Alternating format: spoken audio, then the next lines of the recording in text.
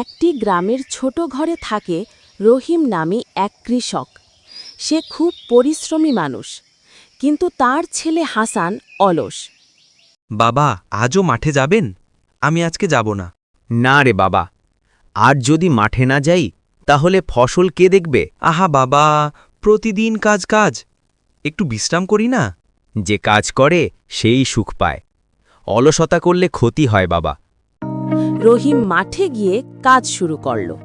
রোদে ঘাম ঝরছে, তবুও সে থামছে না। রহিমের এক বন্ধু এসে বলল, ও রহিম ভাই, প্রতিদিন এত কাজ করেন, ক্লান্ত লাগে না?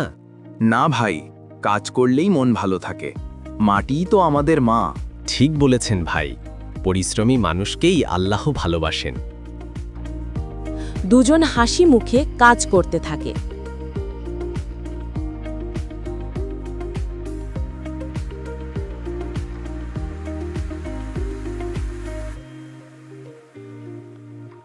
রহিম দুপুরে ঘরে ফেরে। হাসান তখন বসে খেলছে। হাসান, বিকেলে গাছগুলোতে পানি দিতে হবে। না বাবা, আমি যাব না, আমি খেলব। ঠিক আছে বাবা, তবে মনে রাখ, কাজ না করলে ফলও পাওয়া যায় না। হাসান চুপ করে থাকে, কিন্তু মনে মনে কিছু ভাবতে থাকে।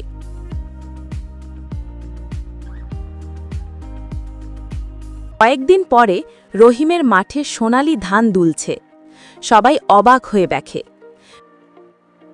রহিম ভাই, আপনার ধান তো কত সুন্দর হয়েছে। হ্যাঁ ভাই, এটা পরিশ্রমের ফল। খেলব। বাবা, এত ধান, আমি তো ভাবিনি এমন হবে। দেখলে বাবা, মাটি যত যত্ন পায় তত ভালো ফল দেয়। এখন থেকে আমিও তোমার সঙ্গে কাজ করব বাবা।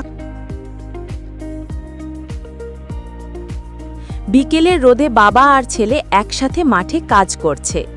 তাদের মুখে হাসি। দেখছিস হাসান, পরিশ্রমের মজা কেমন? হ্যাঁ বাবা, এখন বুঝেছি, পরিশ্রম করলে সুখ পাওয়া যায়।